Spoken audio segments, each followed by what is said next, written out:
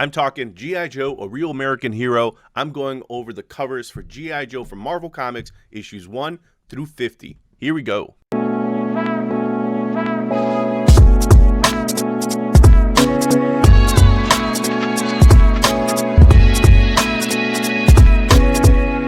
My name is Bernie Gonzalez, and I am a comic book writer and artist.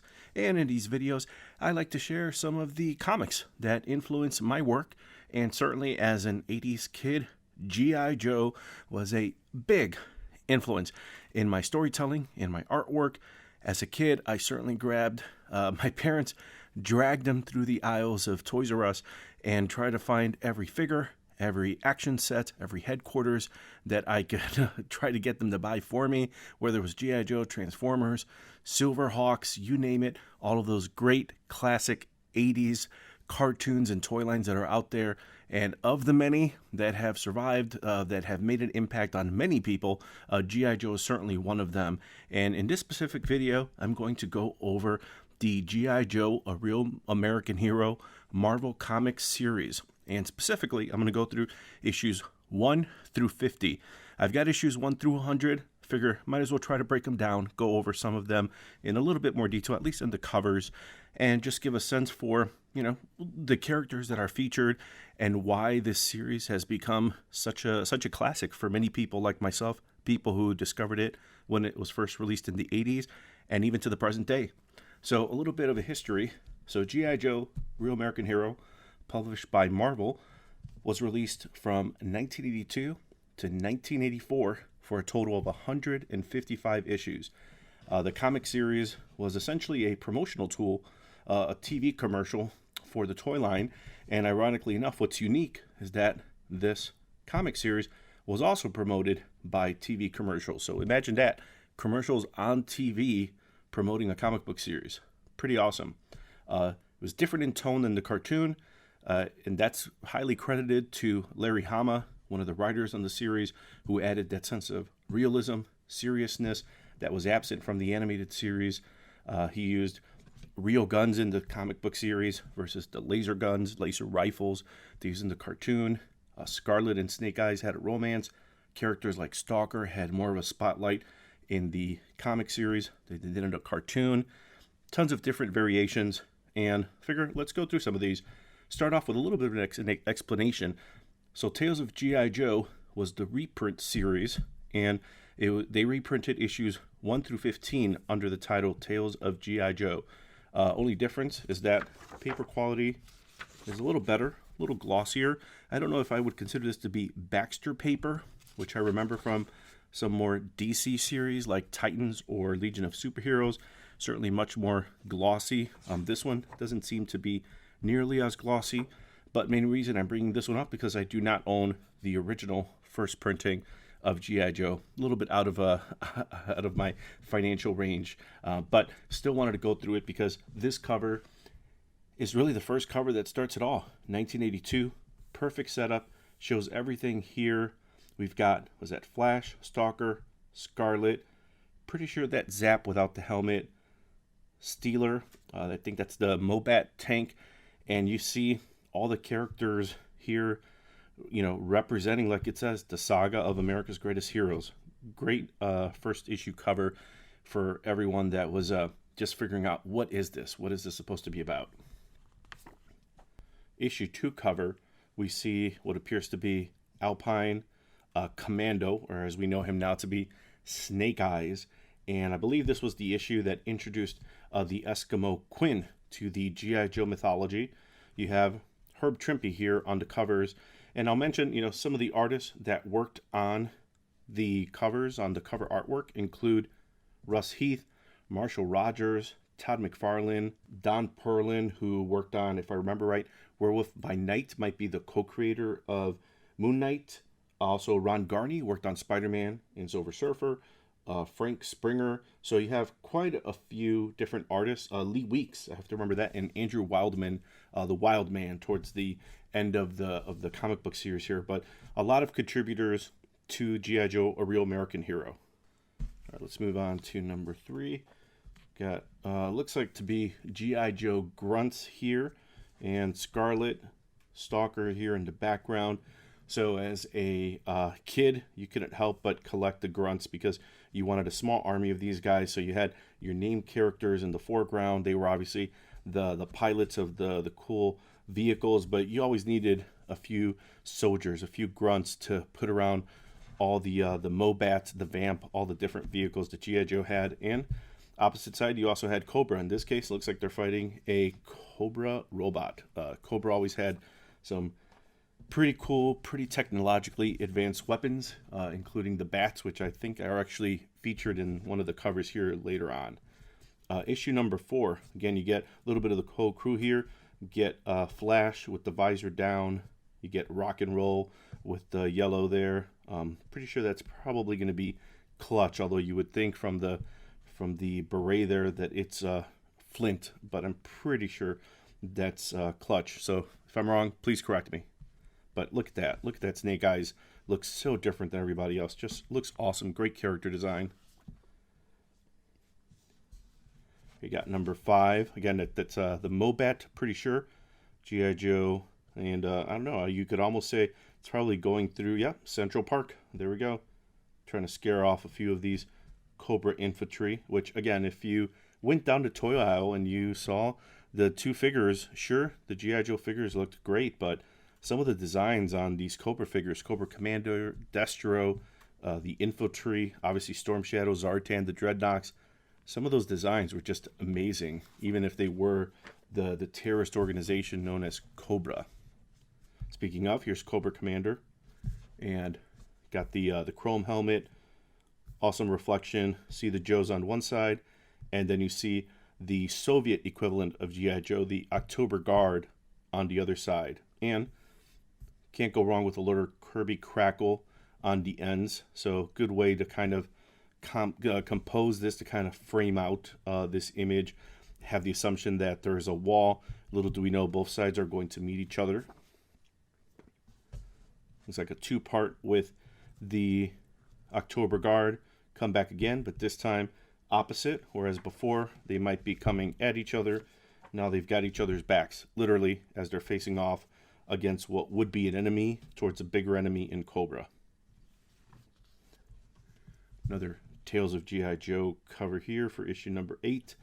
Again, that's probably the Vamp. Looks like that could be Steeler with a gray helmet. Could be Breaker. I'm not sure. But again, you always had Cobra with some pretty interesting designs, technology there. And you would almost say that looks almost like Snake Eyes, but not 100% sure what's going on there on this cover. But again, interesting pink horizon line there. Kind of cool. Interesting. All right, let's go to issue number 9. You got Scarlet fighting what seems to be on a beach, Cobra helicopter, and Cobra Trooper trying to kick her off. You've got some bystanders here. Great composition. If I saw this on the shelf of a Venture, a Zare, a Kmart, that's usually where I saw a lot of these comics, a Woolworth. This would be a great cover to pick up because what's going to happen to Scarlet? We don't know, but I have to find out. So great cover design. Love that. Speaking of cover design, look at this. Tales of G.I. Joe 10. So it's issue 10 of the regular series. Welcome to Springfield, a nice little town. You've got Snake Eyes and Scarlet seemingly taking in what seems to be the sort of idyllic, 1950s maybe type of town. But we find out is that not only is the town fake, they're certainly in peril because Cobra's hiding behind one of these, fake walls. So maybe Springfield is not the nice little town you would expect. But again, it tells a story just strictly from the cover image. You think it's one thing, even the characters think it's that by their expression. But we as the viewer, as the audience know that things are not what they appear to be. All right, issue 11. I know this one has first appearance of quite a few G.I. Joes past that first wave of Real American Hero. This one features Snow Job and Doc, but then we also get Wild Bill, Gung Ho, and Destro. And got the awesome Cobra glider. If you remember that as a kid, it was made essentially of like a vinyl cardboard type thing with little plastic pieces. So it was really easy to bend, easy to break. But I love the Snow Job almost strictly for the sort of snow vehicle kind of thing. I forget what it was called, but it was really awesome. And if you can tell, this issue is very well loved. Issue 12, there we see Gung Ho, and looks like missile's about to hit. Not necessarily the best composition. Feels like this could be a lot more interesting. I mean, I see the Rattler, or the pieces of the Rattler, as it's almost flying off the screen, having dropped this missile that presumably is going to hit this, causing all the Joes to disperse into the water. But, you know, as a kid, again, this tells most of the story, so gotta love that. 13, look at that. Rock and roll, back of a taxi, Stalker with the Uzi, Scarlet with the handgun, taking shots at what is probably this Cobra vehicle, trying to make their way towards, almost seems like a bomber or some sort of carrier plane whose back is open. Not 100% sure based on composition here. Everything doesn't seem clear, but there's a lot of action and kind of a, you know, nice simple way of rendering the propellers here with some of those scribbles just to denote the movement. It could just be my cover here. It almost seems like there's an overlay on the ink lines here compared to the more foreground ink lines. These are darker. Those are a bit lighter. They almost have like a bluish, maybe like forest green hue on top of them just to separate foreground and background. But either way, kind of interesting. Here's my man, the arms dealer Destro in issue 14. And you've got the APC. I think there's a armored personnel carrier. I always wanted that as a kid, never had it. Had some neighbors that did have it, and boy, you could load that up with G.I. Joes, and in this case, that's exactly what's going on. Field of battle, Cobra going off against G.I. Joe, Destro seemingly leading the charge there for Cobra. Moving on to issue number 15, we've got Snake Eyes in a similar predicament as Scarlet was just in a few issues ago, except this time, instead of a Cobra helicopter, appears to be probably some sort of a Cobra doctor, somebody, and they're trying to kick him off the plane. So can't be good for our Snake Eyes there, for our Commando. And I say that because that's how I remember him being in those first that first toy line, where they were just like laser rifle specialist or communications specialist, or in Snake Eyes' case, he was just Commando. Wasn't Snake Eyes just yet. All right, let's move on to issue 16. We've got Clutch facing off against Destro, literally mano a mano. Meanwhile, you've got Cobra Commander sporting this really cool jacket. If I do remember right, in this issue, Cobra Commander actually shoots Hawk in the back. So again, that was the big difference between this and the cartoon. You would actually have violence. You would have combat, more realistic combat that was infused by Larry Hama's own background. He was a Vietnam veteran. He'd written the file cards for the G.I. Joes and infused them with a little bit more psychology and just realism that was absent from the cartoon. And that's what was happening to this. There was romance, there was drama, and there was real loss.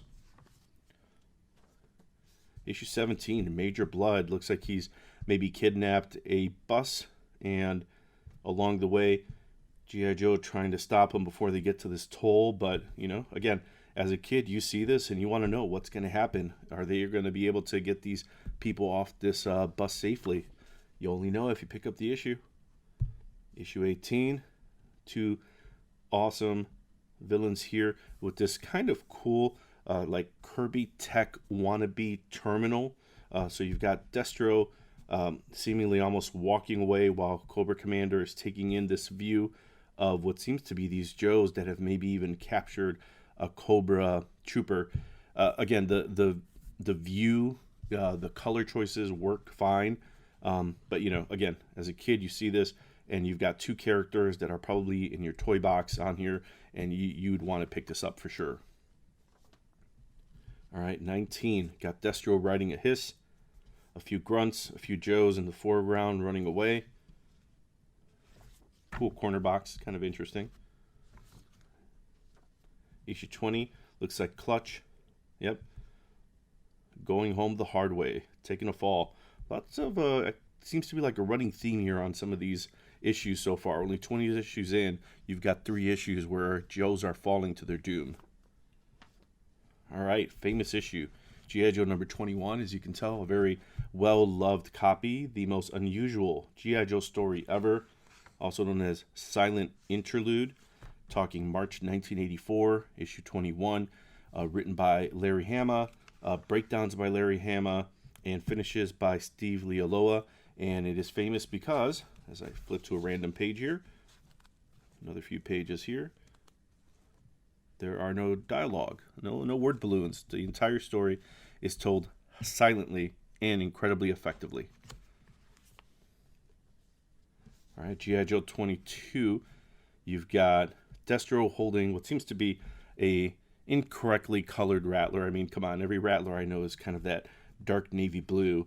But in the previous issue in 21, at one point, Destro is looking at a chessboard that I have to imagine has to be custom, made of different Joes, as he's, thinking strategy and moving pieces around. And literally in this case, he's playing almost like a kid with a toy, taking the Rattler, shooting down the Joes, moving them into position. And kind of morbid here, you even have one coffin there with the flag on it. So could be that one of these Joes are literally in his sights. Issue 23, got Clutch and Roadblock and hooded Cobra Commander. And the coloring is really interesting because all of Cobra Commander is in black. So you have what I would imagine are these line holds in a slightly brighter blue that represent the ripples in the clothing. Very cool, very different so far from everything we've seen on these covers. Issue 24. Oh yeah, I mean, look at this right here. So much good stuff here. Cobra Commander on one of the more fancier gliders. We're not talking cardboard now. This whole thing, it had a ton of little pieces, and they always seem to break off, but I love that. Got Storm Shadow, got Roadblock. Oh yeah, this is awesome. 25. This one has a number of first appearances as well. Firefly, Zartan, Wild Bill, the Dreadnoughts, which I'm pretty sure Buzzer, Ripper, and Torch. And you've got Wild Bill here flying the G.I. Joe Dragonfly, Cobra Commander driving the, I think that's the Cobra Water Moccasin. I think this kind of hydrofoil thing. I loved this one just because it had these cool weapons. It also had a turret that would revolve around, and then it had little spots here where you could put the figures, and you could just do kind of like a water invasion thing. I don't know. This was a great vehicle. Never had the Dragonfly. Knew kids who did, but you put these two on the cover for an issue like this, you just know this is going to be a great issue. And on top of that, who is this guy? Maybe by this point he's been introduced in the series. I'm not 100% sure. Zartan. The timelines for the comics and the cartoons were a bit different. They didn't really introduce these characters little by little in the cartoon after the first two miniseries, which I'm pretty sure were The Mass Device and The Revenge of Cobra.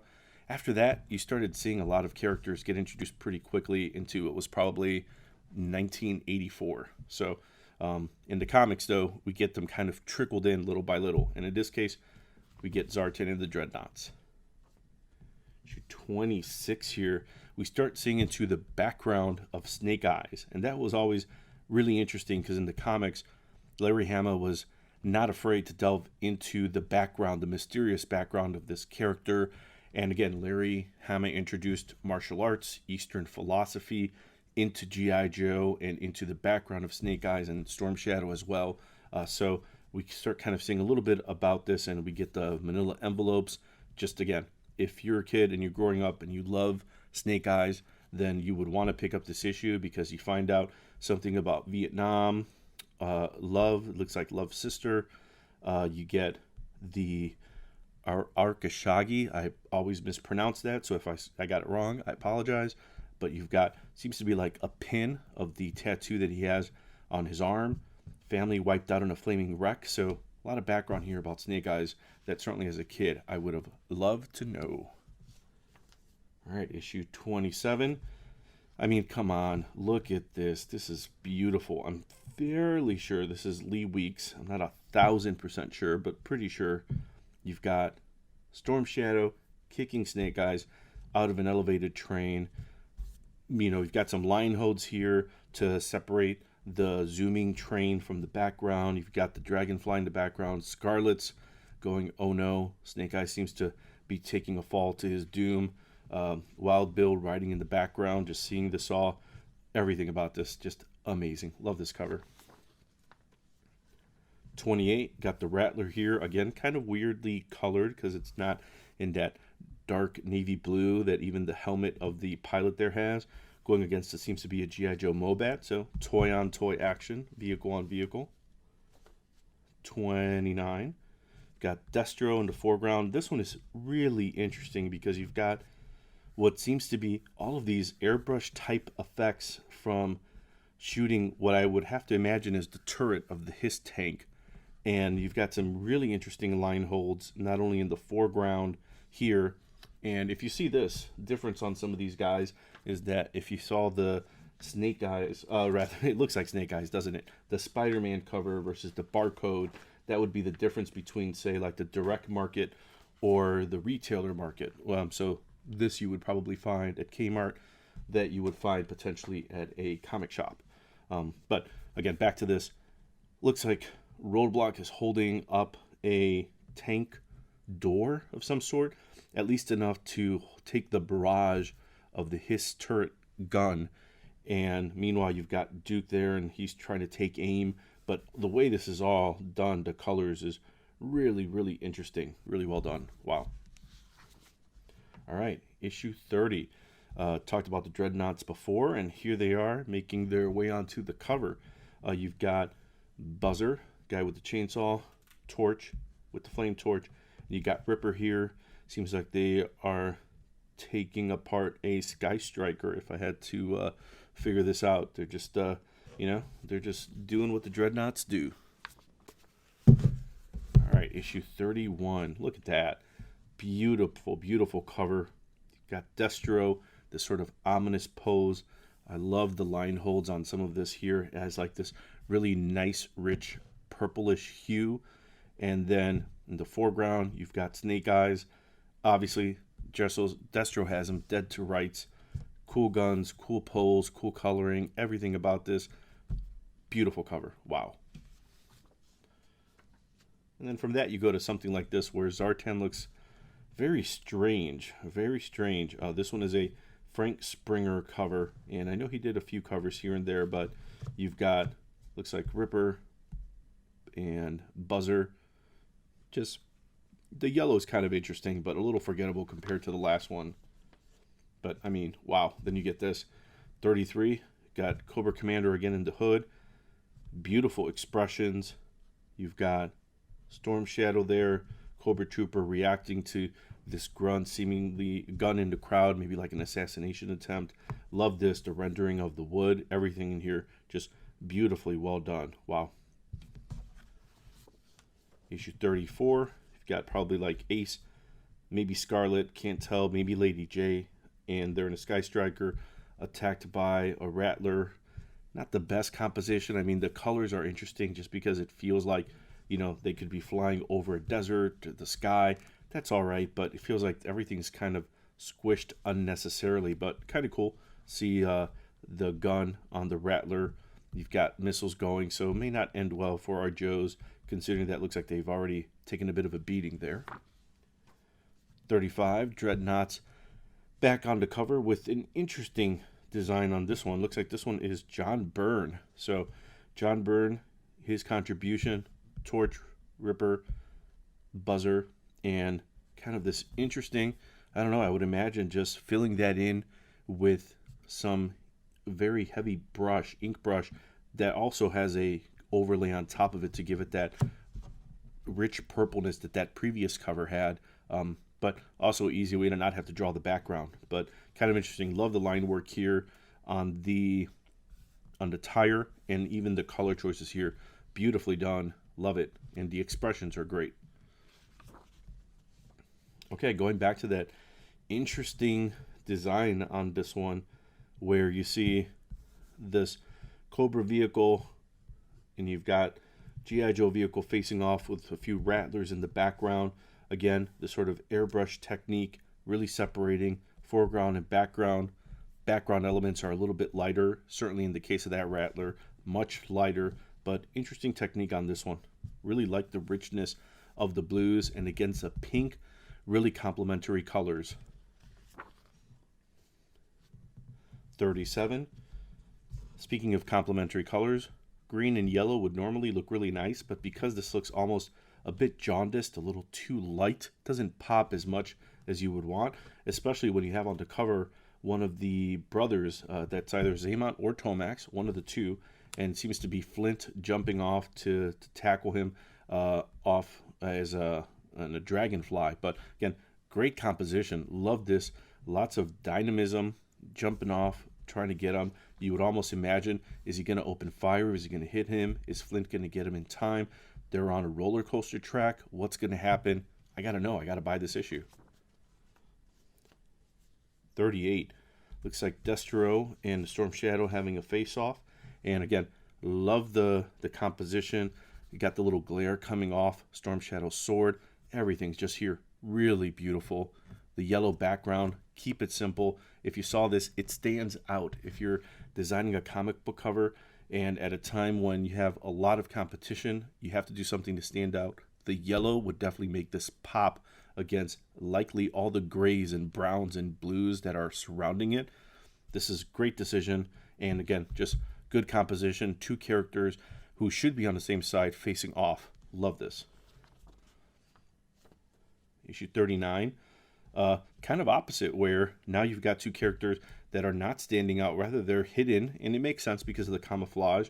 So if I had to guess, maybe that's Gung Ho. I think Leatherneck was introduced much later, certainly Stalker, but definitely doing leaning into what G.I. Joe soldiers would do, which is hide in camouflage, wait, and make sure that they can use their best advantage, and in this case, that's what they're doing.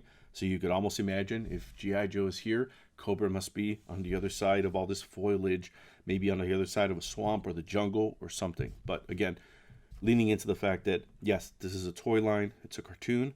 These are also real soldiers. Or real American heroes, at least, right? All right, issue number 40.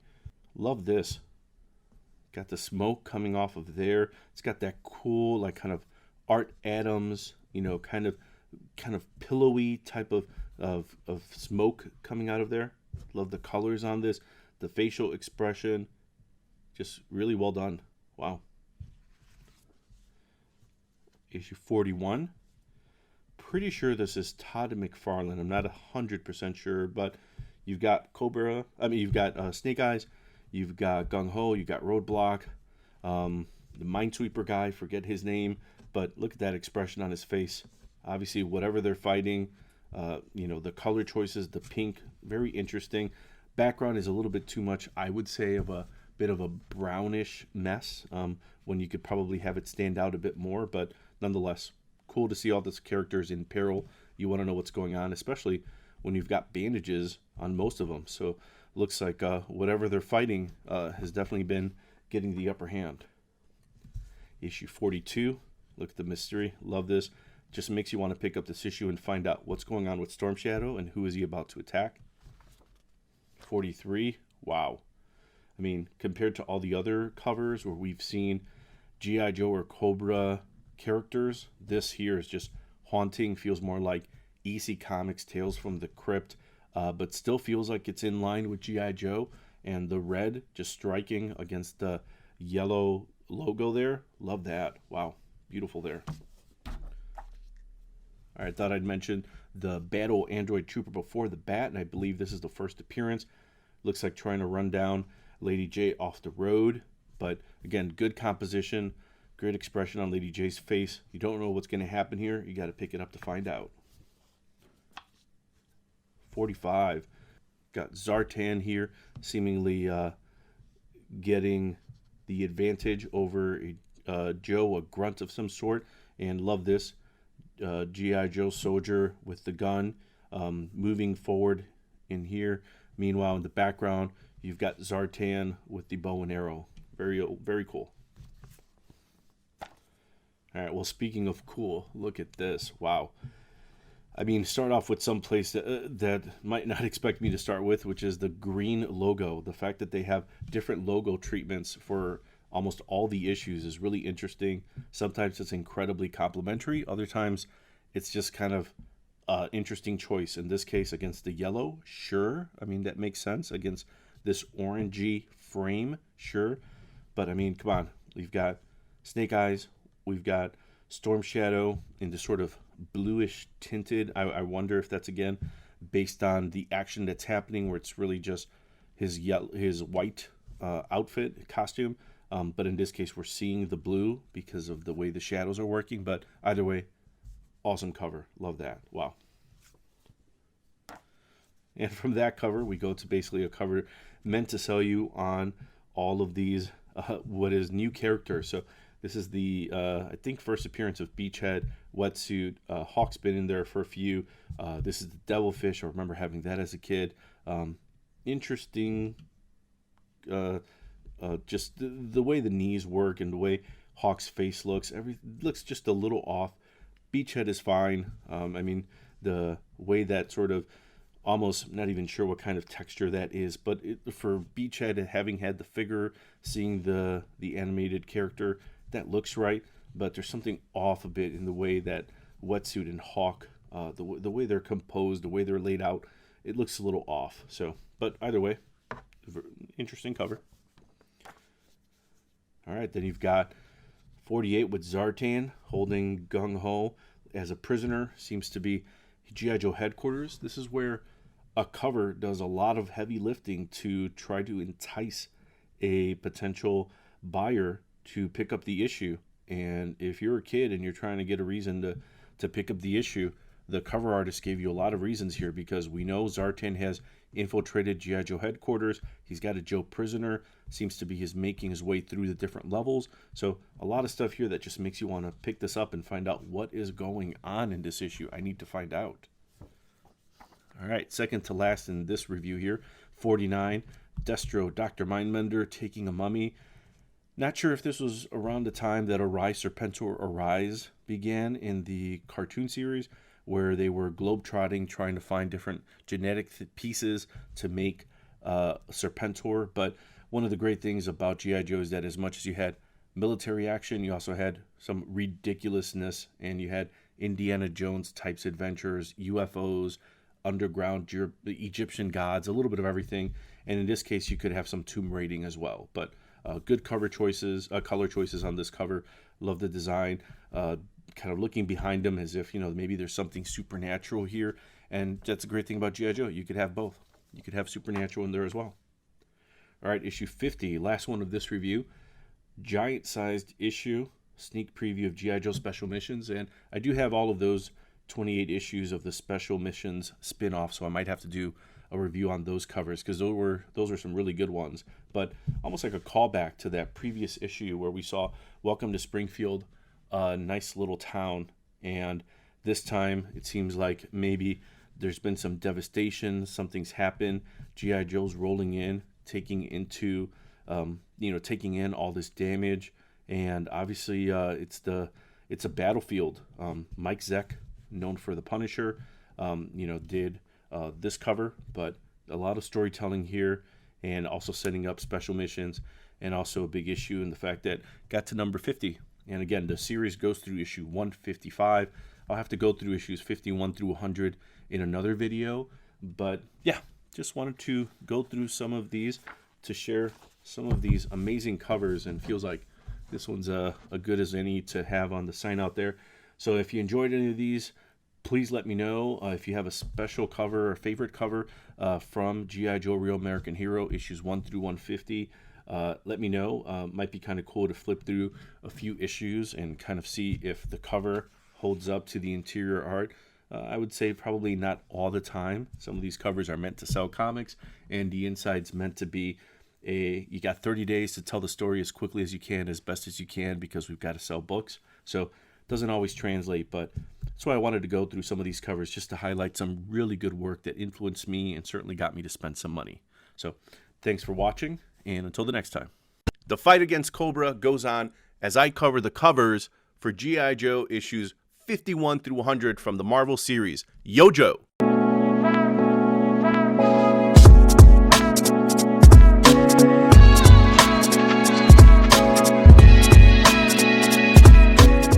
Hey everyone, my name is is Bernie Gonzalez. I am a comic book writer and artist, and in these videos, I just want to go over some of the books, the comics, graphic novels, art books that have influenced my style, my storytelling, and in this video, I'm going to go over G.I. Joe numbers 51 through 100. As an 80s kid, as someone who grew up in the 80s, G.I. Joe was very important to me. The cartoon, the comics, and in this specific case, the series ran from Marvel for 155 issues. It was very different than the cartoon, whereas in the cartoon, essentially it was a commercial for the toys, and the idea was to drag your parents through the toy aisle to try to buy the figures, the vehicles, the headquarters. In the comics, thanks to primarily Larry Hama, it had more of a serious tone. You had real guns rather than laser rifles. Characters that were kind of background characters in the cartoon were in the spotlight in the comics, and it featured a number of different well-known comic book artists on these covers, at least, which is what we're going to go over, including Herb Trimpe, Todd McFarlane, Marshall Rogers, Lee Weeks, Andrew Wildman towards the end of the series. But you also had Russ Heath, known for different combat comics he did, and DC Comics, Don Perlin, who worked on Werewolf by Night, co-creator Moon Knight, Defenders, Ghost Rider, Ron Garney, who worked on Spider-Man, Silver Surfer, Hulk, Daredevil, JLA, Frank Springer, who worked on Nick Fury, very similar tone to what would eventually become G.I. Joe. So let's go through some of these covers, and just, from an artist standpoint and actually from a little bit of nostalgia, I'm just going to go over some of these. And this one we're going to start with 51. Right off the bat, got the Dreadnoks. That's Ripper with the chainsaw. Oh, no, sorry. Buzzer with the chainsaw, Ripper with the gun, with the knife at the end there. We've got Torch, and they are in the Thunder Machine. Cool cover. Dreadnoughts, ironically, have a lot of covers on a lot of these G.I. Joe comics. Kind of interesting. All right, next one, number 52, Storm Shadow, Quicksilver. If I'm correct, I think it's the Arashagi or Arashike clan that Storm Shadow's a part of. I don't know if they ever established Quick Kick as being a part of any of that, but just cool cover, two figures, two characters that I really loved going right after each other. Pretty awesome. All right, issue number 53. So November 1986, you've got all the Marvel covers. They had this same frame. This here highlighting a lot of these Marvel characters. I am assuming it was either a gimmick for an anniversary of some sort, but just kind of neat. Of course, they would pick Snake Eyes. If you're going to pick a character to highlight, that makes sense. And again, talking November 1986, it was the airing of the last episode of season 2 of the cartoon that introduced Serpentor. I think it was Arise, Serpentor Arise. At that point, they're introducing new toys, Sergeant Slaughter. So end of the cartoon, and now we're on issue 53 of the Marvel series. Issue 54, got Flint parachuting in. An awesome cover, love this. Got the Terrordrome there, one of those playsets that I never had. Had cousins and neighbors and friends who had it, and I was always very jealous, but love the composition. You've got the fire bat flying out of the Terrordrome, going after Flint. As a kid, if you're seeing this on the shelf of Venture, Kmart, Woolworth, which is where I would get my comics, can't help but want to pick this up because you want to know what's going to happen. Plane got shut down. Obviously, he's going to be in trouble. Got to find out what's going to happen. All right, issue number 55. Look at that cover right there. Unmasking. Destro, Snake Eyes, Cobra Commander. If I'm correct, Destro and Cobra Commander are unmasked, and they see each other for the first time. And they also start introducing Cobra Commander's son, Billy. That, again, not part of the cartoon series. It was part of the comic book series that, dealt deeper into the drama, into romance, into action as well, but started really digging into Cobra and their past and different characters. And a cover like this, it's just enticing. You got to love this because characters that were underneath the mask, if you wanted to know what was going to happen in this issue, if you're an editor, if you're an artist, great job in selecting this as your cover. All right, issue 56. Nice composition. Flint's in the foreground there, Scarlet, Roadblock, getting attacked by Cobra. 57, Destro, Flint, Lady J. I believe by around this time, they're already establishing the fact that Flint and Lady J have a romance, kind of like this flirtiness, the banter that you would see in the cartoon. Well, you know, they kind of take it to the next level in the comic book series because you can. 58, look at that. We got Cobra Commander, believe that's his son Billy in the background. We get the reveal of Cobra Commander's new battle armor and another excuse for a brand new action figure. I believe it's Mike Zeck of Punisher fame who did the cover here. Nice composition. Love the pink against the green and against this kind of teal. Just works really well. And again, if you see this, if you have this figure, great. You're reading the comic and you love the fact that you've got the file card, the figure for the new Cobra Commander. But if you don't, perfect excuse to see what this is all about. 59. So you've got the first appearance in this issue of Tunnel Rat, Outback, Raptor. They introduced Blind Master and Jinx. So you're already moving into that second wave of G.I. Joes. Get another awesome Mike Zeck cover. But you've got, again, new toy line, new figures, new vehicles, all being introduced. Love the design here. The yellow background, nice, not distracting. Just very easy to kind of take in and realize that you want to find out what's going on with these new characters. Issue 60, talk about new characters. First appearance of Law & Order, Falcon, Chuckles, and then the new Dreadnoks they introduced, Monkey Wrench and Zanzibar. And I remember I had that figure as a kid with the air skiff, which was just a really cool kind of hovercraft looking thing. But it was just a neat vehicle. He was a neat looking character, had that sort of feel of like a pirate dreadnought kind of thing. But just cool overall. All right, issue 61. Love this cover. Just love the fact that it's got the spotlight on there. Very dramatic, barbed wire. They're literally cornered. You don't know what's going to happen. Interiors by Todd McFarlane of Spawn and Spider-Man fame. But again, Stalker, a character that was in the background for the most part in the cartoon, highlighted in the comic book series. Snow Job and Quick Kick there, but cover composition is great, and you got to find out what's going to happen. Only way to do that, you got to buy the comic. 62. From the previous issue where they're cornered, now on this cover, you've got Stalker, Snake Eyes, Quick Kick. Obviously, the events of the last issue did not fare well for them, so they seem to be on some sort of railway to some sort of camp. They're prisoners. You get a lot of drama. Gotta love this. Just really cool. 63. I think this is from 1987 at this point. Another Mike Zeck cover and two fan favorites. Certainly a favorite of mine, Snake Eyes and Scarlet. Love the drawing. I love the little setup here. Danger, Minefield. Feels like the UPC, and this is for the direct-to-market. If not, it would have a barcode on it.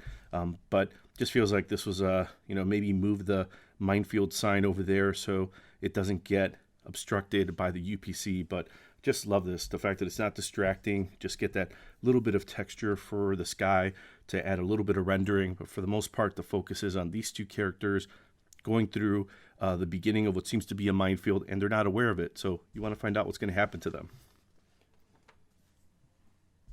Issue 64, Ron Wagner art. Got the Baroness, Cobra Commander, and Serpentor. And by this point, I think they already start establishing the fact that this may not be the Cobra Commander that we remember from the cartoon series or even from the comics early on, that there is somebody else underneath that hood. 65. Got the introduction of G.I. Joe in space. Believe that's the Defiant. I think that's Payload. Not sure what Cobra vehicle that was, but by this point, again, they're introducing more figures, more playsets, more vehicles, and G.I. Joe in space seems like a logical progression. If you can have tanks, if you can have planes, why not have a shuttle? So now we're starting to venture off into orbit. 66. Just good composition. Again, two fan favorites, Snake Eyes, Storm Shadow. I love this. Seems to be same storyline from before where you've got Stalker, Snow Job, and Quick Kick under some sort of prisoner there. And you've got Storm Shadow and Snake Eyes seemingly trying to help them escape. What I really like is this in the foreground, you've got the barbed wire there. Just kind of a neat little trick. Just kind of separates the fact that you have a foreground element, a middle ground element in the characters outside the window, then a background element as they're peeking inside, just as we are. Just really cool composition. 67. Mentioned before, the romance between Flint and Lady J was much more pronounced in the comics, and in this case, we get Lady J slugging Flint, who you could barely tell, but for the beret that he was known for having. But again, it's an okay cover. The spotlight and stuff is kind of nice, but it's okay. All right, 68. Look at this here. So I believe this is the introduction of Battle Force 2000. And if you're familiar with the toys, you had more high-tech weaponry and vehicles that were being introduced. The idea was that this Battle Force 2000 group was testing out experimental weaponry for G.I. Joe. Again, another excuse to sell more toys, but cool cover composition. You've got this cargo plane dropping off all the figures, all the characters, Baroness and his tanks flanking them. Just cool. Ron Wagner on the cover there too. 69, talking about excuses for new figures. You've got the introduction of Destro's army, the Iron Grenadiers, that had, they weren't too far off from the look of Cobra and the Vipers and the soldiers. But in this case, it feels a little bit more regal, a little bit more Doctor Doom-esque with the cape. And now he's gone from the silver, the chrome, to a gold. So, Destro's stepping up his game, but he's got his own army, because now we're starting to get into this idea that maybe there is a schism, there's a civil war internally between Cobra Commander and Destro. All right, issue 70, Wild Bill, gun to his head. Looks like he's almost about to crash, probably behind the stick of the Dragonfly. Issue 71, got Zorana, Monkey Wrench. Pretty sure that's Thrasher, one of the two, forget. But, seems to be focusing on Dreadnoughts there that, again, get a lot of cover spotlights, surprisingly so. 72, got Tunnel Rat. I think this is the first appearance of Crocmaster, who, again, you go down the aisle as a kid, and hate to admit it, but G.I. Joe's had really cool figures, cool designs, but the Cobra figures always just look so much cooler. Crimson Guard, Storm Shadow, Zartan, Destro, Cobra Commander, the soldiers, versus G.I. Joe that, yes, looked cool, but for the most part, it just couldn't really compete with the designs of Cobra. And Crocmaster was one of those cool, Wave 2 type figures that just looked really cool. Plus, he came with a crocodile. 73. All right, I think that's Mainframe, probably with the new redesign with the red on there instead of just like the white and gray that he had originally. Let's see here. This is the beginning of the Cobra Civil War, and Falcon, Gung Ho, Tunnel Rat, and I believe they're going into Cobra Island. Speaking of that, 74, again, the Cobra Civil War, G.I. Joe's kind of in the middle of this, but if I remember right, in issue 74, see if I'm right here, pretty sure, there is, wait for it, gotta love these old pages, yeah, there it is, if you can see that there, it is an actual map of Cobra Island, and if I've learned anything in my life is that maps always make everything better, but you get talk about the Cobra Schism, you get the kind of breakdown between who everyone is. Serpentor, Crocmaster has now been leveled up. He's the head of security. You've got who the Vipers are. Baroness is in charge of operations. Zartan, table of organizations for G.I. Joe. As a kid, you're reading this and you're just taking all this in because this is amazing. Just had some cool background, but the fact that they actually have a map of Cobra Island, love it. All right, issue 75. This one I think also has a map, but you're starting to see the fact that Cobra Civil War has some casualties. Baroness seems to be in prisoner there. You've got Serpentor, and he's got his army, got the Bats there driving the Hiss Love it. Love it. Awesome. And the frames in the background. Can't beat that. Good design. 76. I love these issues, and I wish this is a case where you wish there was a smell-o-vision, because they just have a specific smell, a specific texture, these older comics do. And you know, I have all of these. Some of them I had when I originally bought them as a kid. A lot of them I bought along the way over the years to fill in the gaps. But as you can see, they're not in bags and boards. I just have no desire to do that. I just love the fact that I can pick them up, read them, not care about collectivity or condition. I just want to have them just like I did when I was a kid. I try to enjoy them, and you know, you grab a few issues, you read them, and it's still a great fun read.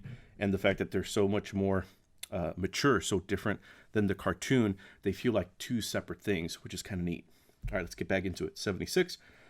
This one, the Cobra Civil War is going on. G.I. Joe, again, is kind of in the middle. I'm pretty sure in this one, Zartan, spoiler alert, is killed. It actually kills Serpentor with an arrow. And again, good cover here, but kind of hiding the lead if you're reading the issue. 77. Looks like a girl fight. Lady J, Zarana. Can't say I love the composition or the figure work there, but it's okay. Versus something like this one, 78, where again you just got this highlight of Roadblock. Could be Zap, not 100% sure. Pretty sure that's CoverGirl, but Ron Wagner on the cover art, just really neat looking. The guns, the foreshadow, the what is it, foreshortening, just all looks really cool. And I love the fact that on these covers they were smart enough just not to get too busy with the backgrounds. This just pops. If you're 6 feet away from a comic shelf, from a newsstand, the red would just pop because it's so it's not distracting. So love this cover for its simplicity, but also for it's just kind of iconic, kind of neat. 79. I think one of the few instances where I can remember a word balloon being on the cover. And again, another example where the Dreadnoughts are getting a lot of love on these covers. I mean, I get it. They're cool. They sound really cool in the cartoon. Just surprised how much covers they are featured on. And 80. All right, we're talking about, I think this is still Battle Force 2000. Got some of the Joes here, and I think that's the Vector Jet. Not sure what vehicle that was. Not a great cover. If you're selling toys, looks fine. 81. Talk about not great covers. Can't say I really love this design too much. Battle Force 2000 versus the Dreadnoughts. That's okay. All right. Here's a good cover. I think that's Repeater, one of the Joes in those latter waves with a Viper. I mean, again, the kind of tone that you would not get in the cartoon. Love the composition. Seems like it's a Ron Wagner. Repeater shooting in the foreground at something, completely oblivious to the fact that the Viper's behind him. And one of the cool Vipers that, not really sure why they had the goggles on top of the chrome, but still, just cool design. And I like some of the brushwork on these trees. Simple, but effective. 83. One of the Dreadnoughts, Road Pig. Again, a cool yellow highlight there, but still wondering why the Dreadnoughts got so much love. 84. Cobra Commander, Zartan in the background there. This is where I think they start revealing the fact that Snake Eyes and Cobra Commander, who in this case, again, another spoiler alert, is actually Billy or Fred or something, I forget. It's Cobra Commander's son. They have some sort of connection. So you've got Red Ninjas there, the clan that Snake Eyes and Storm Shadow belong to, all kind of woven in at the same time. Kind of neat. You know, love it looks like a lava pit, something that you could only see in a comic book. Issue 85. So issue 21 of G.I. Joe is known as being the silent issue, and even yearbook 3 has a silent story in it.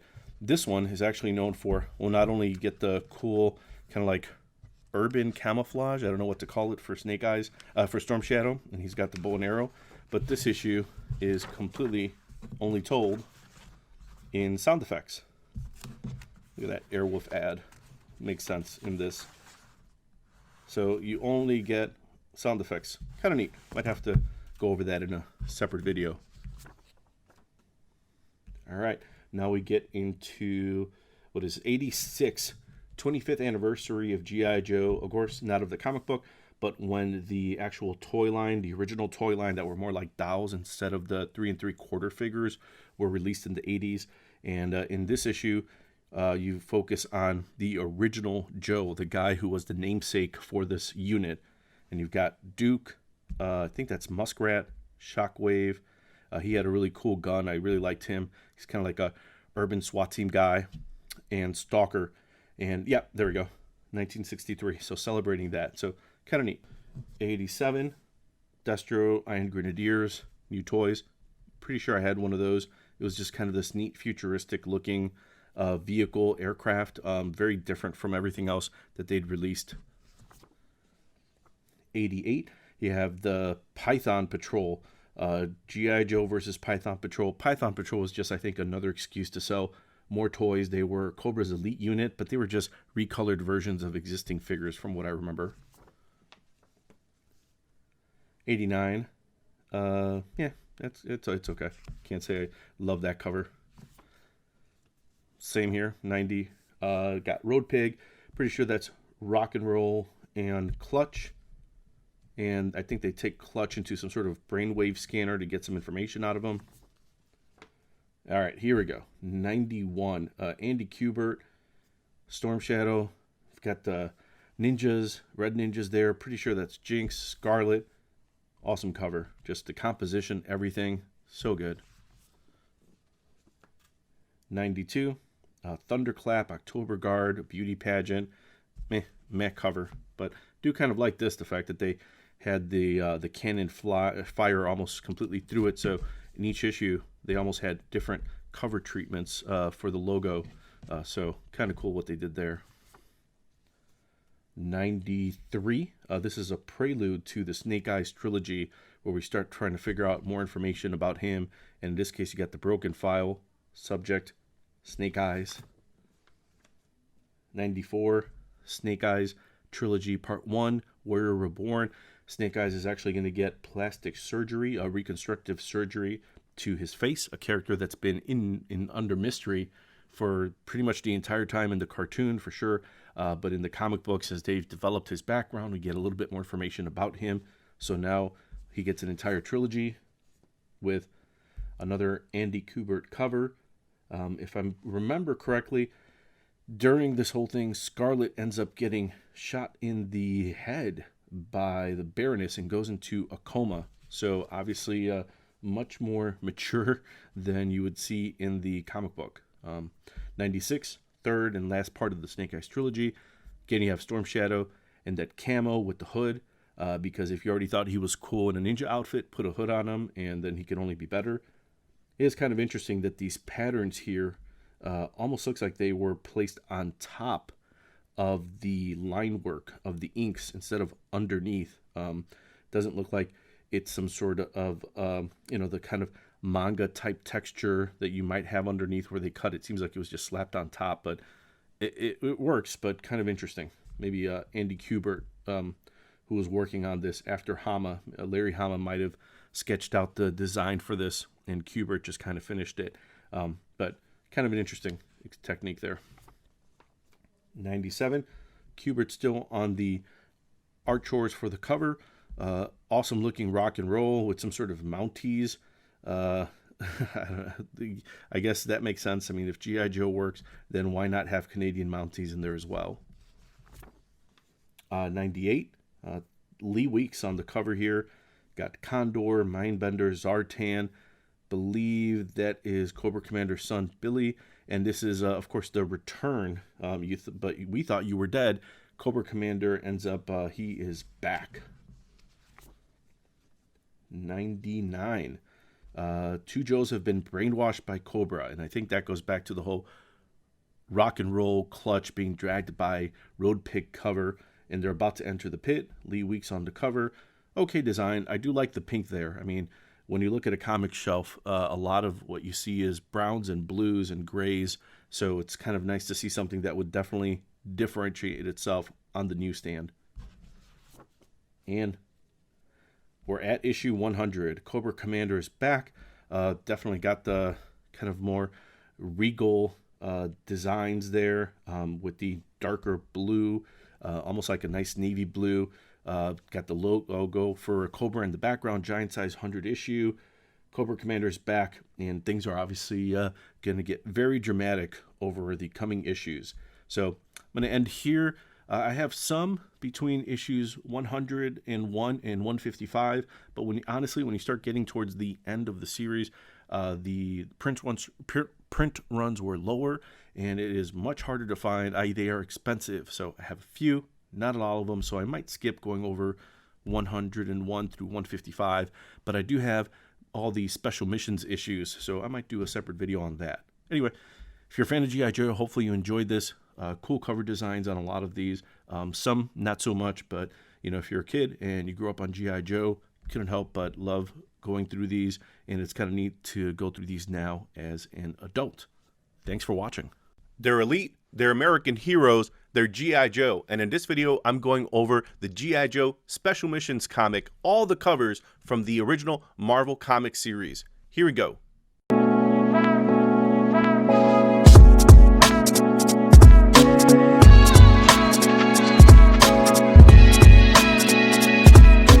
Thanks for checking out the video. My name is Bernie Gonzalez, and I am a comic book writer and artist. And in these videos, I like to go over some of the books, graphic novels, art books that inspired my artwork, my storytelling. And in this video, I'm going to go over G.I. Joe Special Missions. So if you grew up in the 80s like I did, G.I. Joe, Transformers, Silverhawks, Thundercats were all great. G.I. Joe and the Mount Rushmore of cartoons. It's up there. From 1982 to 1984, Marvel released 155 issues of the comic book series. It was essentially, it was promoted by TV commercials, which is very unique, considering that you don't really see commercials now for comic book series. And it was all in the service of selling more toys, and that's what the animated series was for too. It's basically a 30-minute commercial for the toys. What was different in the comic book series versus the cartoon, it was more serious, and a lot of that's due to the credit of Larry Hama, who added realism, seriousness that was absent from the animated series. They used real guns rather than laser rifles. Scarlet and Snake Eyes had a romance. Characters like Stalker had more of a spotlight than they did in the cartoon. And I wanted to go over Special Missions because in the case of the series, it was so successful that it launched a second series called Special Missions. G.I. Joe Special Missions ran from 1986 to 1989. It was introduced in this issue of G.I. Joe number 50 with a short story at the end called Best Defense. And from this, you started to get now what we know as G.I. Joe Special Missions. So I wanted to go through some of these just on the covers. G.I. Joe was very influential to me as a kid and now as a creator. When I look back at it, I look back at it very fondly and with a lot of nostalgia. Love how they set everything up, but at least for the cartoon, I always appreciated that you got this really cool story told in 22 minutes, action, adventure. It was a lot of fun. And in the comics, although they were more realistic, it felt like a continuation of some of those animated adventures. And in this case, it's literally a continuation of the continuation. If you've got the Marvel series that ran for 155 issues, expanding on the cartoon, Special Missions was an expansion of that series. So start with issue number 1 here. Special Missions, first issue in the new series. Got Wetsuit, pretty sure that's Torpedo. Mike Zeck cover, just great composition, a lot of action. Issue number 2. Got Roadblock. Looks like it could be Wild Bill, but it could also be Rakondo, who is the jungle guy. And looks like maybe Rock and Roll, but he doesn't have the blonde, so could be either way. But just cool cover. Lots of action, lots of explosions. You really didn't see things like this in the cartoon because they were shooting lasers. Here, they're shooting real bullets. There's real recoil. Love the action. Don't know what they're shooting at off screen, but man, things are going nuts. There's even a body flying in the background over there. Wow. Number 3, not nearly as dramatic as the cover for issue number 2, but still, get Stalker. Looks like Gung Ho, and they're in a van. Number 4, Lifeline. And if I remember right, that's the October Guard, which is the Soviet Union version of G.I. Joe, their special missions team. And, in a case like this, love the composition. If you're trying to snag a reader who's looking at the newsstand, great composition to just make you wonder what's going to happen in this issue. Is Lifeline going to make it? Are they going to discover him? Just a cool cover. Issue 5, that's the Night Raven. It was the Stratoviper who was the pilot. You've got Ace and the Sky Striker there. Again, just cool composition, a lot of action. You want to find out what's going to happen.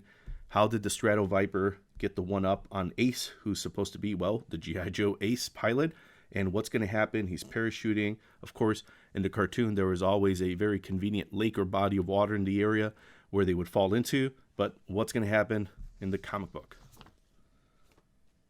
6, you've got Outback doing trying to hide from what seems to be a group of soldiers there that are neither Cobra or the October Guard, just another army.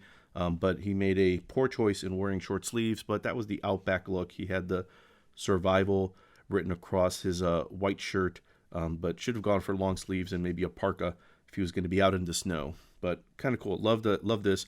Again, if you see this on the shelf, you want to know what's going to happen.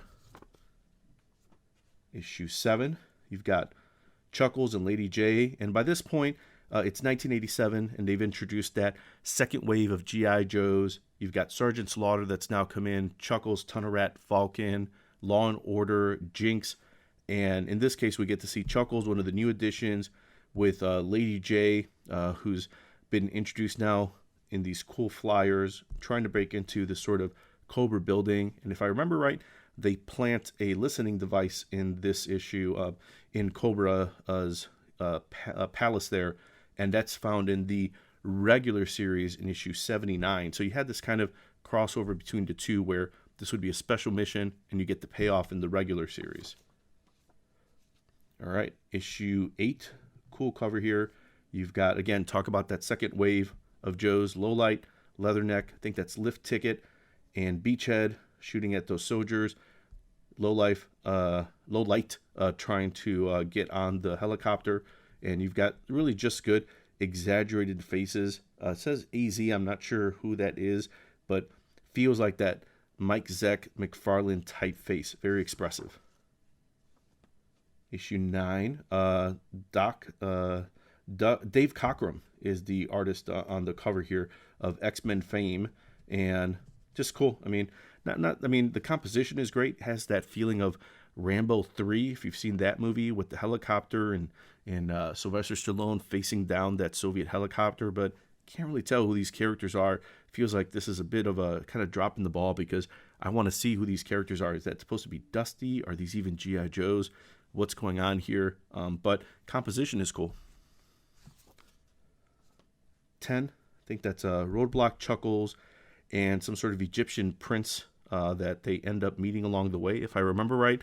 It's an okay cover. I think the most interesting thing is the color choices, the fact that it's very interesting because you've got the characters in blue and this pink spotlight around them. Kind of neat. It definitely sticks out.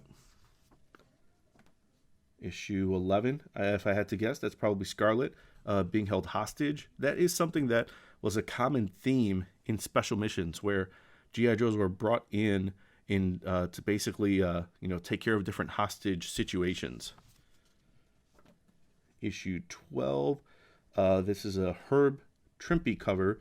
Got Firefly, who ends up stealing the G.I. Joes. I think it's from Battle Force 2000, the Vector Jet. And meanwhile, you've got one of the Joes who's partnered up with a airplane pilot, old school airplane pilot, and they've taken a biplane. And the idea is that, because of their skill and the ingenuity, G.I. Joe can even best Cobra, even if they stole G.I. Joe's own equipment. Feels more like a cartoon episode plot, right?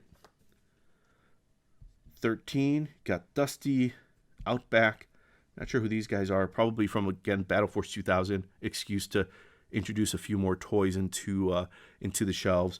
Cool composition. I mean, the fact that the sun is done in a very graphic way with these lights, these kind of just goes out. I don't know, just very interesting, but kind of cool. Love this one. 14, gotta love fan favorite Snake Eyes on the cover, seemingly in some sort of snow, maybe even Mongolia. Got Scarlet there, and they're running down a hill, and you could just tell that whatever they're going after, they're gonna have hell to pay because Snake Eyes with the sword out, he's gonna kick some ass. 15. Love this one here. The cover on this one is really neat. I think it's Ron Wagner. I just like the composition here. Seems like same design from the characters in the previous cover, but just kind of cool. Snake Eyes doing a little stealth mission there. And I like the full moon there, kind of highlighting the character. Really neat. And just the way the eyes are done. Nice. 16. Kind of a meh cover. Not really sure. I think that's Maverick, probably flying one of the newer planes. Looks like it even could be a Sky Striker, but cover's lame. 17, we've got Stalker, and looks like Muskrat. And again, I think this is another hostage situation issue where they're throwing a gas canister to come in. Kind of neat. I like the composition. I like the fact that it's blue. They did a really good job on these covers of not, again, adding too much distracting elements to the background. Easy to read.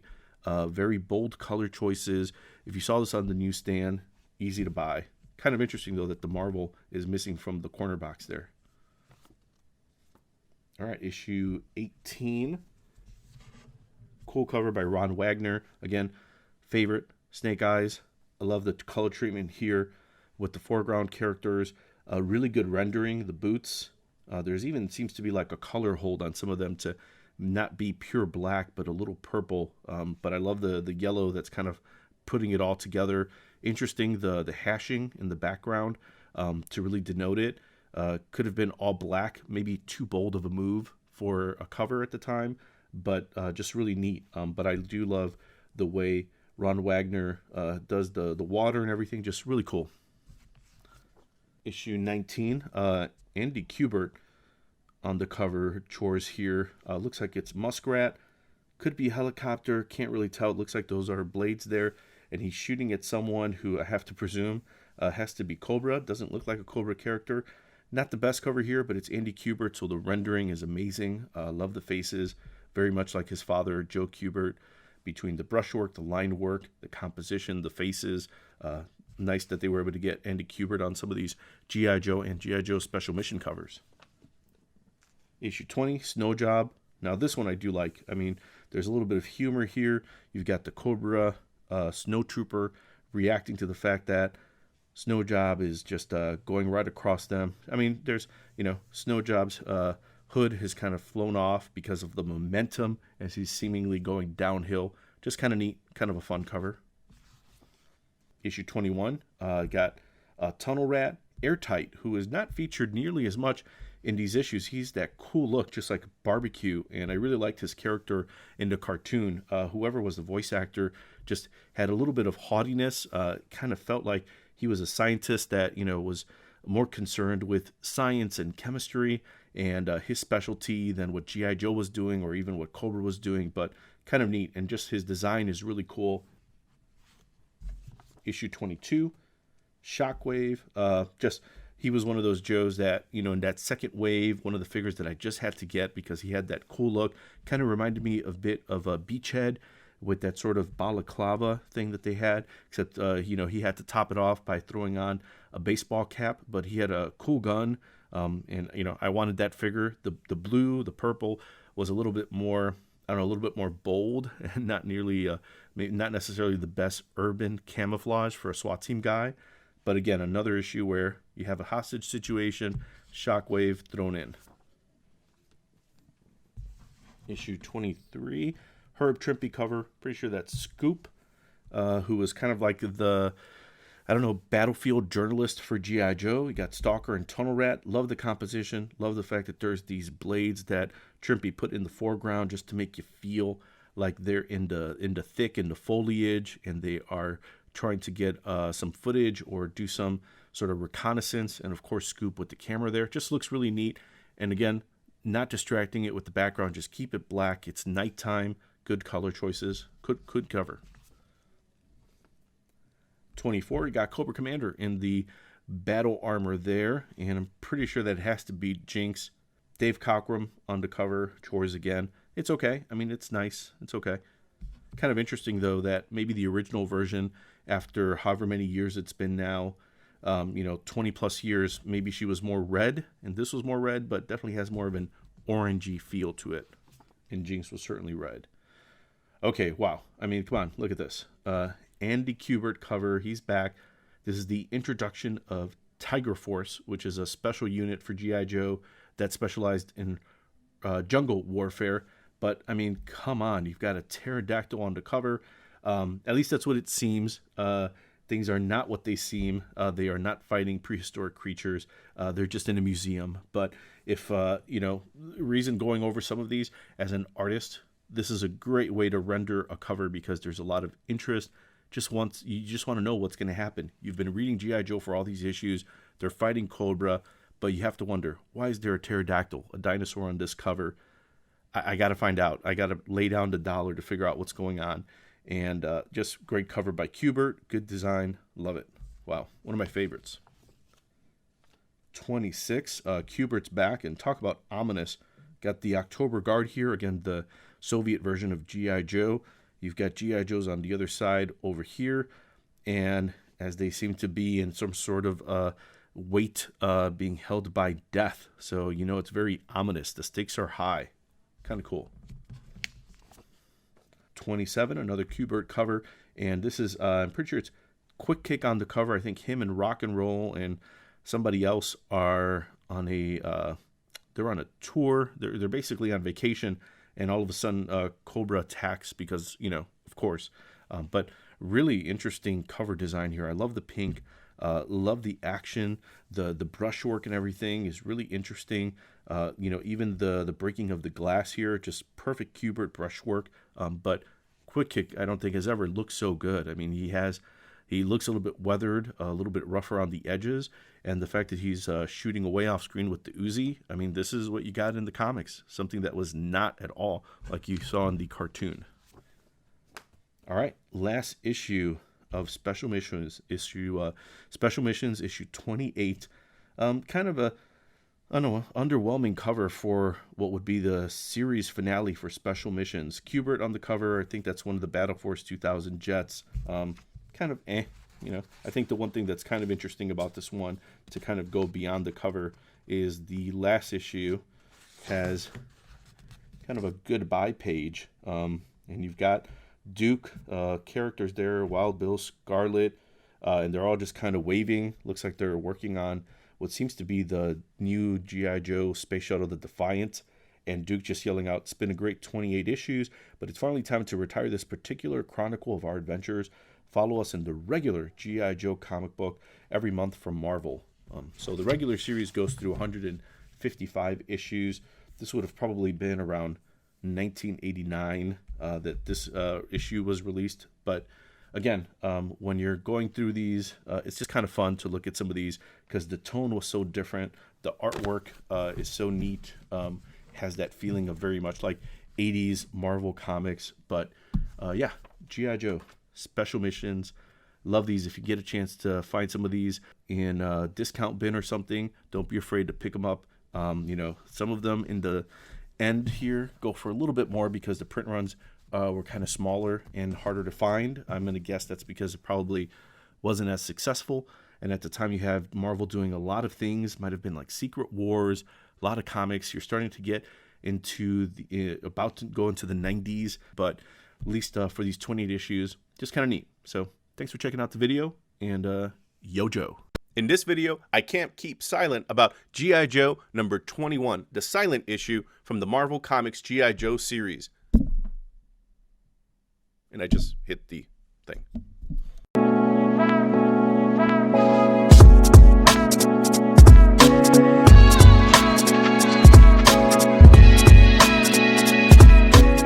Thanks for checking out the video. My name is Bernie Gonzalez, and I am a comic book writer and artist. And in these videos, I like to go over some of the comics, graphic novels, art books that have been big influences on me as a storyteller, as an artist. And in this video, I'm going to go over some of the silent issues. or some primarily silent issues of G.I. Joe the series. So if you're an 80s kid like me, you'll remember G.I. Joe the cartoon, released 1983, and it aired through 1986. Marvel Comics then released a 155-issue series starting in 82 that ran through 1994. It was the top-selling Marvel comic in 1985. So this includes some of the issues from that series, and the famous one being issue 21, a silent issue, the most unusual G.I. Joe story ever. As you can tell, it's a very loved copy, but I wanted to throw in some of the other G.I. Joe issues that were inspired because of this silent issue. Issue 85, and one of the stories in G.I. Joe Yearbook number 3. So, little history of issue 21 goes back to Larry Hama, who is the writer, the main scripter of G.I. Joe the series. He also wrote the file cards on the back of a lot of the G.I. Joe action figures. But he brought a sense of realism to the series, and also as a writer and an artist, he worked on the series for, I believe, all 155 issues, along with other different artists that came in and did the interiors and the cover work. But thing about Larry Hama, the history behind this specific issue, from what I understand, Denny O'Neil, who was the editor at the time when G.I. Joe was being released, and this would have been March 1984, lost the script for the pages for what would be the next issue. So in order to improvise, Larry Hama decided that probably the fastest way for them to pump out an issue was going to be to completely circumvent any dialogue. So he actually did the script and credited as the breakdowns. So I can just imagine feverishly, as I understand, and he's told the story over a 3-day weekend. He goes through, pencils everything out roughly, and then you have Steve Leialoha comes in and does the finishes and the inking on the work. And from what I understand, they're, FedExing the pages, trying to get this all done very quickly to meet the deadline for publishing. And in that process, we get one of the most famous issues of G.I. Joe, not only for the fact that it features fan favorite Snake Eyes with a cover drawn by Larry Hama and inked by Klaus Janson, but an issue that is famous for the fact that it is silent. There are no word balloons here, and yet the story is completely here. So let's just kind of flip through some of this so we can check it out. You see a glider, seems to be somebody in ropes there, and it's just kind of neat to see this because, without any dialogue, only going off expressions and tone, the story is completely effectively told. Storm Shadow arriving in the glider. He has someone prisoner. He arrives.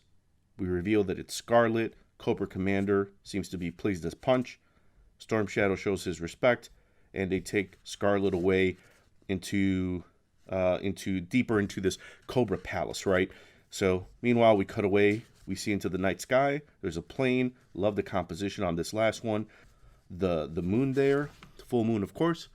Then we get the shot of a plane, and inside the cargo area is our fan favorite Snake Eyes jumping off, and just, again, beautifully done because everything is told here. Obviously, in this case, because we don't have word balloons, this would have just been, the action as it is, but so effective. You can almost feel the wind resistance as he's breaking through, making his way towards the Cobra Palace. Cut back to Scarlet and Storm Shadow, and she's resisting, and then he makes his way away out of the prison area, so she's left there by herself.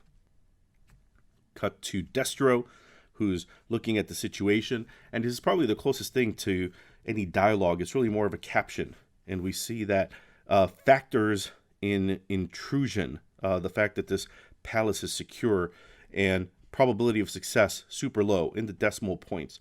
So what Snake Eyes is doing seems unlikely that he's going to be successful in infiltrating, but yet it's Snake Eyes, and we can bet on our favorite commando and ninja as he makes his way through the tower. Meanwhile, Scarlet is doing her best to be a reluctant prisoner. She's got, looks like a bobby pin, and she's able to undo her shackles, Snake Eyes making his way. Destro enjoying some sort of a chess set here made out of pieces and taking a moment to stare at the Baroness. Obviously, if you watch the cartoon, you know that the Baroness and Destro had a very interesting relationship, and just kind of playing off that dynamic here as well. Cut back to Storm Shadow checking on his prisoner, and when he lifts over the top there, Scarlet is able to get the one up on him, brings him down, closes him back in her prison. Previous prison, that is, not anymore. Meanwhile, cut back to Snake Eyes. And, I just love the fact that, again, no dialogue, but we see Snake Eyes is doing his best to best these Cobra Troopers, make his way through. But then all of a sudden, the alarm kicks on. We see the light. Destro and the troopers making their way. Again, we're going through all of this without a single word balloon. And yet, everything in the story is completely there. Destro sees one of the Cobra Troopers who's downed, who's pointing in a direction where Snake Eyes may have gone, just so that we can see the reveal that the Cobra Trooper is down there, lost his uniform, and it was actually Snake Eyes under the costume, dramatically taking off the goggles. See Storm Shadow calling on his red ninjas, and we've got all the weapons here: katana blade, a sai, some sort of a mace. So they have to make sure that they can get Scarlet back. But meanwhile, she's made her way seemingly to a hangar where you got the Cobra soldiers there moving the glider, a glider that I didn't have, but I always wanted. It was just really cool. Had a lot of little intricate pieces from what I remember friends who had it. It was really neat. I had the G.I. Joe one that was basically a piece of cardboard. So, hey, it is what it is. I was happy to get my parents to try to buy me as much of these G.I. Joe figures as possible because they were just so cool. So, meanwhile, we've got Scarlet. She's subdued these two Cobra Troopers, and she's making her way out. Snake Eyes has made his way to what should be Scarlet's position, but turns out she's escaped, and he's kind of realizing that, hey, maybe he's not alone because these red ninjas are attacking. Again, the pacing, when you know that this was done over a 3-day weekend, this is, again, effective. The backgrounds are missing, but everything is there. Snake Eyes doing his martial arts moves, being a ninja, and just being able to keep that action going. Effective storytelling, because we see who these ninjas are. That's the one with the sai, and it's like bringing a knife to a gunfight, or in this case, a grenade to a sai fight. Doesn't work out well, so much so that all we see is the explosion and a little bit of dust here and smoke from that red ninja. But Storm Shadow and our mace-wielding red ninja make their move. Snake Eyes is able to best them. He actually grabs the mace midair. Pretty badass. And then Snake Eyes takes them out, makes his way towards the roof to escape now that he knows that Scarlet is no longer where she should be. But little does he know that the person he was there to help escape is actually going to help him make his escape. So as he's kind of setting everything up, we see Storm Shadow is making his way. Scarlet's about to land in the glider. Storm Shadow takes his sword, throws it. He's almost eyeing it down, knowing that it might hit his target. And then Scarlet, not seeing it, thankfully, Snake Eyes takes out his hands and in absolute 80s ninja fashion, grabs the katana blade, throws it to the side, and they make their way. Love the texturing here. It's kind of neat. Meanwhile, you get the shot of Scarlet and Snake Eyes, acknowledging the fact that they are now going to be safe. And we just say a little bit of a rip of Snake Eyes' skin to see what appears to be a tattoo. And in an issue that also happens to be the first appearance of Storm Shadow, we see that the bandages have unraveled a bit on his arm, and he has the same tattoo.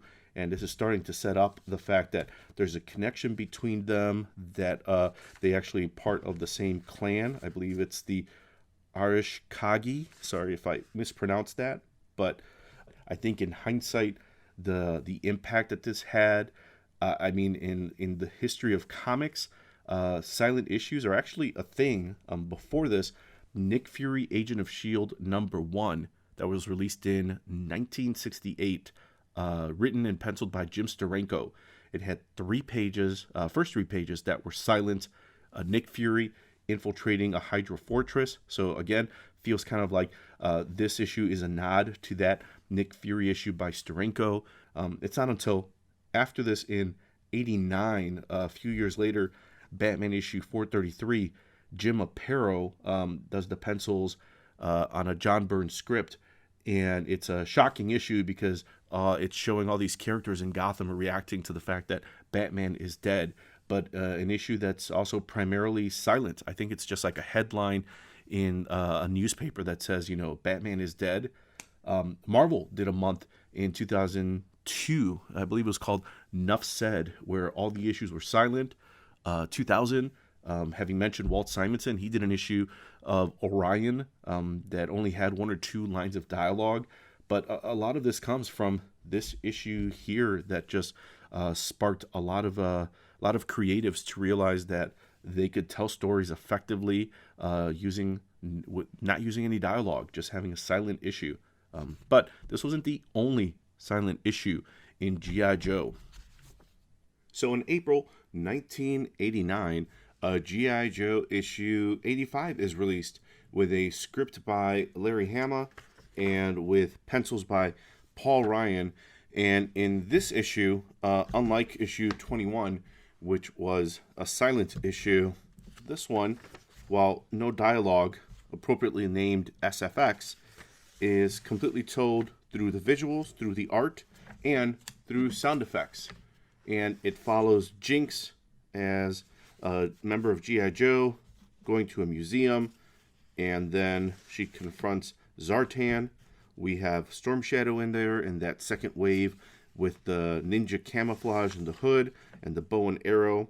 But, just another cool comic in the G.I. Joe line by Larry Hama that just was able to expand on the idea that comics could be different. They were certainly interesting, and in some cases, you could use this idea of not having dialogue, not having word balloons, and still effectively tell a story. And if you thought that was just it, in G.I. Joe Yearbook number 3 that came out in March 1987, and there were 4 yearbooks, and they were kind of like G.I. Joe annuals, where you had a recap of the series so far. It included cover galleries, a making of the cartoon, kind of going to the back here, had a few extra stories, cover gallery I was just talking about, pinups. But in this specific issue, you have Hush Job. Again, perfect name, an all-new G.I. Joe silent story featuring all favorite classic Joes, written by Larry Hama, pencils by Ron Wagner, inked by Kim DeMulder. And in this issue, again, we're kind of flipping the script on issue 21. Rather than Scarlet being imprisoned by Cobra, you have Snake Eyes. And in this case, Scarlet is coming to the rescue. We see her parachute in, meet with this guy. We don't necessarily know who he is yet. Meanwhile, Dr. Mindbender is doing this sort of brain scan for Snake Eyes. We get a kind of early 1970s New York that feels a little bit like the Walter Hill movie The Warriors. We see this man here fighting with some thugs on the subway, just to reveal that the man that Scarlet was visiting, that just defeated these thugs, was actually Storm Shadow. Meanwhile, you also have now Scarlet making her way into this Cobra building, this Cobra Tower in the middle of the city, and almost, again, flipping the script from issue 21, where we saw the reveal of Snake Eyes' tattoo, and Storm Shadow's tattoo for that matter. We see that this is not the old cleaning woman that appears to be, rather it's Scarlet in disguise. Meanwhile, you've got Storm Shadow making his way through the sewers into the building, making his way into the basement, defeating the Red Ninjas. They're able to stop Dr. Mindbender from doing his mind scan. And then, of course, you get some cool ninja battles. A bit of a trick this time where Scarlet pretends to be the Baroness versus last time where Snake Eyes pretended to be a Cobra Trooper and are able to make their escape just fine. So they don't want to go into this one, into detail into this one or 85 too much, because let's be honest, all of these guys are inspired by G.I. Joe 21. So if you ever get a chance, I would definitely flip through any of these. Certainly 21 might be a little pricey to find. If you can find a beat-up copy, it's just as fine, because the story, yes, the most unusual G.I. Joe story, but again, from everything you heard me say in this video, if you can't tell, very inspirational for me, but also very inspirational for other artists. So thanks for watching the video.